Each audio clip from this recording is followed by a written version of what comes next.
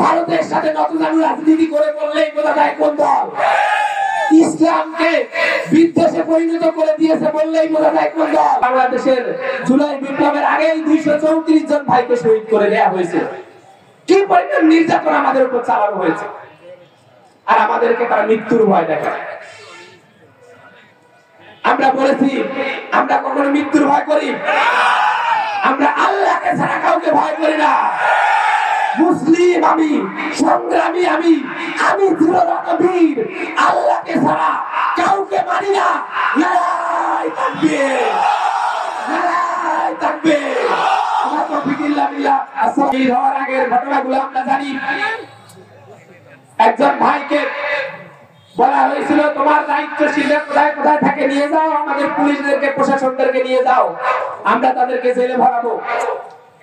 সে নিয়ে যায়নি, হাতের কবজি ভেঙে দিয়েছে। আবার নিয়ে যায়নি, আবার কনুই ভেঙে দিয়েছে। আবার জিজ্ঞেস করেছে, নিয়ে যায়নি। একের পর এক প্রত্যেকটা হাড় ভেঙে দেওয়ার পর যখন কোনোভাবেই ইসলামী আন্দোলনের কোনো তথ্য বাইপাস না করার আদর্শে সেই সাথী ভাইটি বিশ্বাসী ছিল, শেষ পর্যন্ত তাকে ক্রস ফায়ার দিয়ে হত্যা করে আমাদের রাজশাহী বিশ্ববিদ্যালয়ের পার্শ্ববর্তী বেতার মাঠে ফেলে দেওয়া হয়েছিল। তাহলে এই নিচের জনশক্তিরা তোমাদেরকে ছেড়ে যেতে বাধ্য হবে। আমরা বারবার বলি,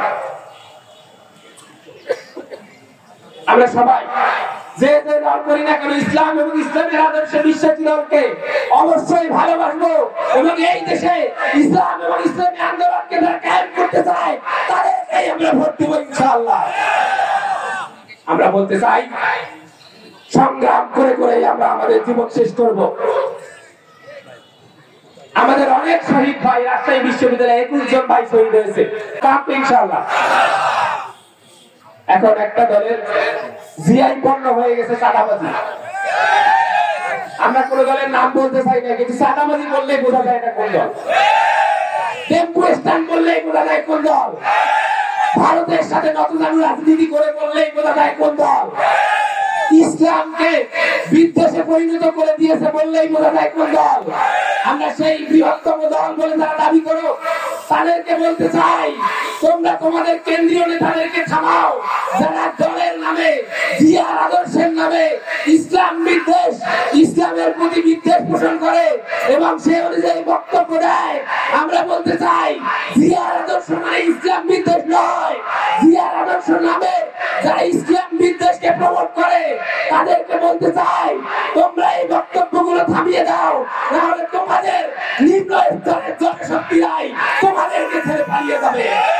জনগণ, এই উত্তরবঙ্গের জনগণকে মফিজ সবাই বলে, কিন্তু মফিজ বলতে বুঝিয়ে না যে আমরা বোকা। আমরা ঠিক সময়ে ঠিক জায়গায় সিল মারতে অবশ্যই বদ্ধপরিকর ইনশাআল্লাহ। বারবার তাদের ন্যায্য হিস্সা থেকে বঞ্চিত করা হয়েছে। বারবার বলা হয়েছে তিস্তার পানি তাদেরকে দেওয়া হবে, কিন্তু তিস্তার পানি তাদেরকে ন্যায্য হিস্সা অনুযায়ী দেওয়া হয় নাই। বারবার তাদের কৃষি খাতে নানা রকম বঞ্চনা করা হয়েছে, এবং এই বাংলাদেশের নীলফামারী লালমনিরহাটে যেসব আওয়ামী লীগ বিএনপির নেতারা এসেছিল তারা নিজেদের পকেট খুলেছে, কিন্তু জনগণের জন্য কিছু করে নাই। ইসলামী আন্দোলনের প্রতি সকল মানুষের হৃদয়ে, সকল শিক্ষার্থীদের হৃদয়ে যে পরিমাণ ভালোবাসা তৈরি হয়েছে তা ডাকসু, রাকসু, জাকসু এবং চাকসুর ছাত্র সংসদ নির্বাচন দিয়ে ইতিমধ্যে